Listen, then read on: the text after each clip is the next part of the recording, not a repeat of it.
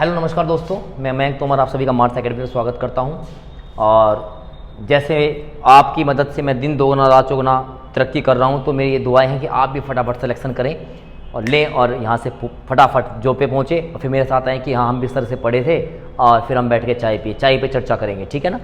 तो चलिए, कल हमने आपको शेड्यूल्स बताए थे और मैं अपने वादे से पीछे नहीं हटता। जैसे आप नहीं हटते हो, आप मुझे इतना प्यार दे रहे हो, मैं भी अपने वादे से पीछे नहीं हटूंगा। टारगेट करेंगे 12 दिन में पूरी पॉलिटी को खत्म कराऊंगा। उसके बाद क्वेश्चंस इतने कराऊंगा कि आप फैन हो जाओगे, जब कहोगे सर कुछ भी बाकी नहीं है, ठीक है ना। तो आज हम बात करेंगे अपने आर्टिकल्स की।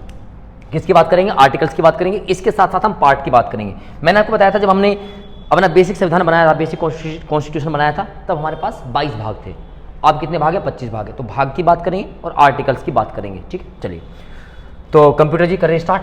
तो पार्ट 1 भाग 1 पूछा जाएगा। भाग 1 में क्या है? भाग 1 में यूनियन एंड इट्स स्टेट, संघ एवं इसके अधीन क्षेत्र या इसके क्षेत्र, यानी कि भारत का जो एरिया है वो कितना बड़ा है, उसके अधीन कौन कौन से राज्य आते हैं, तो इसकी बात की गई है भाग 1 में। और एक बात ध्यान रखेंगे, पार्ट 1 में जो हमारा अनुच्छेद आर्टिकल 1 से लगाकर 4 तक है, आपको पता है जब बेसिक कॉन्स्टिट्यूशन बना तब हमारे पास 395 अनुच्छेद हुआ करते थे। आज लगभग 470 से ज़्यादा अनुच्छेद हमारे पास हैं। तो हम इन्हीं आर्टिकल्स की बात करेंगे।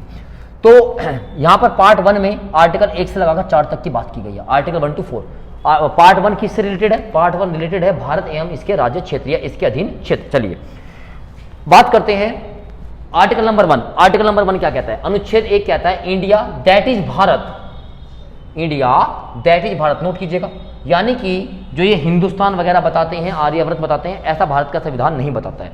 भारत का संविधान भारत को 2 नाम देता है, इंडिया इंग्लिश में, दूसरा क्या है? भारत। तो यानी कि संविधान के रूप में भारत को 2 नाम मिले हैं, एक मिला है इंडिया, एक मिला है भारत। इंडिया जो भारत है वो एक यूनियन ऑफ स्टेट होगा, यानी कि राज्यों का संघ होगा। इस बात का मतलब ये फेडरल स्ट्रक्चर है। कोई भी राज्य अपने आप को भारत से अलग नहीं कर सकते। ये नहीं कह सकता मैं तमिलनाडु हूं तो मैं भारत का नहीं हूं, मैं जब चाहूं छोड़ सकता हूं, नहीं, ऐसा नहीं। तो यूनियन ऑफ स्टेट होगा। ये भारत जो है, जो इंडिया जो भारत है, ये एक राज्यों का क्या होगा? संघ होगा। ऐसा आर्टिकल नंबर 1 बताता है। चलिए article number 2, entrance of new states of territory in India, कि जो भारत के नए राज्य हैं उनका हम, जो भारत के राज्य हैं उनका हम भारत में कैसे विलय कर सकते हैं, उनका हम जो न्यू स्टेट्स हैं उनकी एंट्री हम कैसे कर सकते हैं। इसमें एक बात और ध्यान रखिएगा, ये भारत से बाहर की बात करता है। किसकी बात करता है? भारत से बाहर की बात करता है। बाहर के क्षेत्रों को हम कैसे मिला सकते हैं? जैसे मान लीजिए पीओके भारत का हिस्सा है, पाक ऑक्यूपाइड कश्मीर, तो जब भारत उसको अपना हिस्सा ले लेगा और भारत में मिलाएगा तो वो आर्टिकल नंबर 2 के हिसाब से मिलाएगा। बोलो बात समझ में आएगी नहीं है? है ना। जैसे चीन ने हमारा बहुत सारा हिस्सा ले रखा है, ऐसा बताया जाता है ना, सरकारों द्वारा संसद में। तो भारत जब उसको वापस ले लेगा, क्योंकि भारत के पास इस टाइम सबसे मजबूत सरकार है, ऐसा सब लोग दावा करते हैं, तो भारत उसको, जाहिर सी बात है, जब से जो सबसे मजबूत सरकार है तो वापस भी लेंगे हम उसको एक न एक दिन, क्योंकि हमारी आर्मी बेस्ट आर्मी है, ठीक है ना। तो उसको जब मिलाया जाएगा उस क्षेत्र को, तो आर्टिकल नंबर 2 से मिलाया जाएगा। अब सिंपल सी बात है, जो भारत के, जो अभी हमारा भारत का क्षेत्र का जो सीमा है, जब इसके बाहर के राज्य को हम मिलाएंगे तो आर्टिकल नंबर 2 से बात करेंगे। आर्टिकल नंबर 3 लिखा है birth of new state in India, Bharat में नए राज्यों का गठन। बात समझ में आई? देखो दोनों मंत्र समझ में आ गया। अब ये भारत के अंदर की बात कर रहा है, इन साइड की बात कर रहा है। किसकी बात कर रहा है? इन साइड। जैसे उत्तर प्रदेश से अलग हो गया उत्तराखंड बना, आंध्र प्रदेश से अलग हो गया तेलंगाना बना, झारखंड बना, छत्तीसगढ़ बना। अगर भारत की बाउंड्री में है तो भारत की बाउंड्री में अगर आप किसी भी नई स्टेट को बनाते हो तो आप आर्टिकल नंबर 3 पे जाएंगे। अगर आपको इसका नाम भी चेंज करता है, आप इसकी बाउंड्री चेंज करना चाहते हो, तो आप आर्टिकल नंबर 3 से बात करोगे, ठीक है ना। जैसे असम का असोम कर दिया, उड़ीसा का ओडिशा कर दिया। If you want to change the name of any state then you will use the article number 3।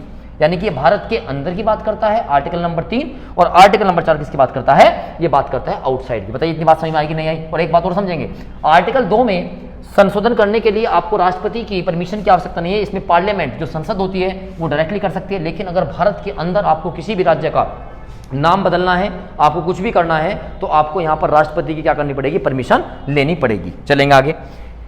Next लिखा है राज्यों का गठन किस तरीके से होता है, ठीक है ना। तो राज्यों के गठन के लिए डॉक्टर राजेंद्र प्रसाद को एक कमेटी बनाई गई। ये 1948 की बात है। तो एक कमीशन बनाया गया और उसका जो चेयरमैन था वो बनाया गया एस.के. धर को। किसको बनाया गया? एस.के.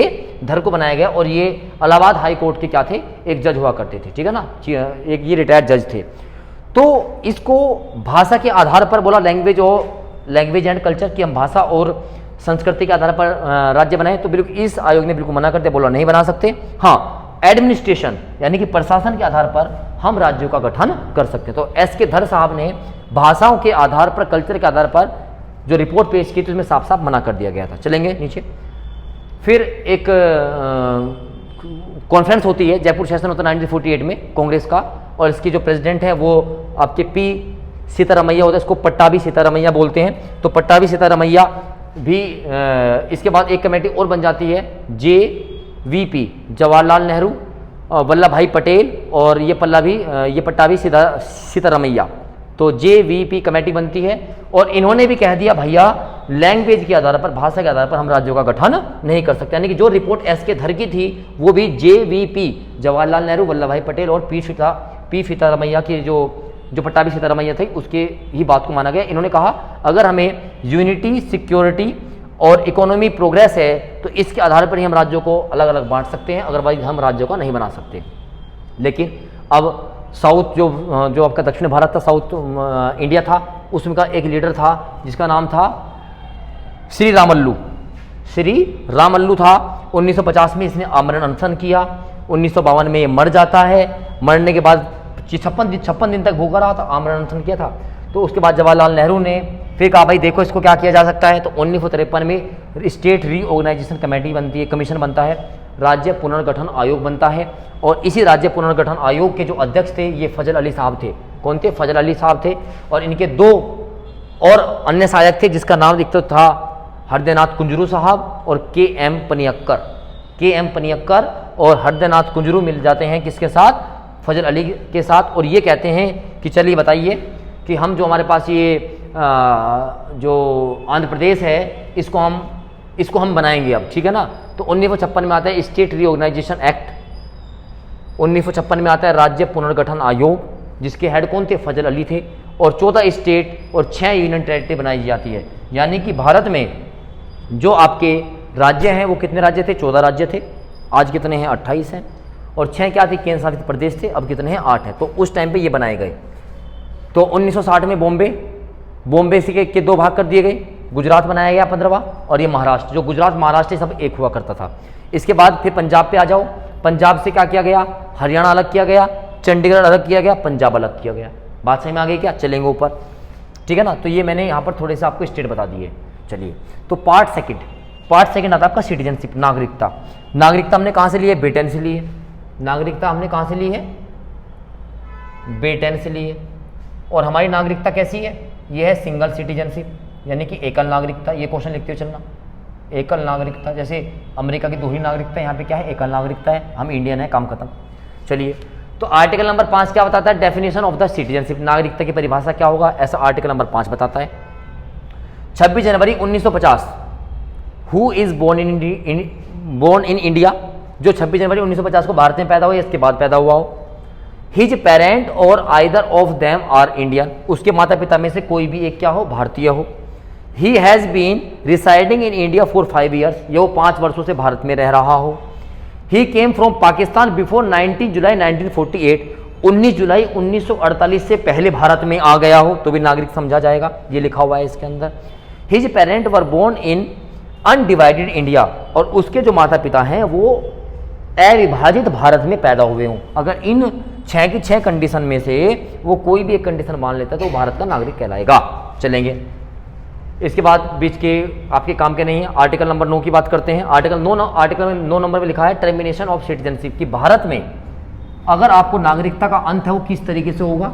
तो 3 तरीके से होता है नागरिकता का जो निलंबन होता है। ये आर्टिकल नंबर 9 में लिखा हुआ है। कैसे? कोई दूसरे देश की नागरिकता ग्रहण कर लेता है तो ऑटोमेटिक उसकी जो सिटीजनशिप है वो खत्म हो जाएगी। अगर कोई देश द्रोह करता है तो सरकार उसकी नागरिकता को खत्म कर सकता है, ठीक है ना, या फिर वो खुद ही छोड़ दे। तो 3 तरीके से आपकी जो है नागरिकता का अंत हो सकता है।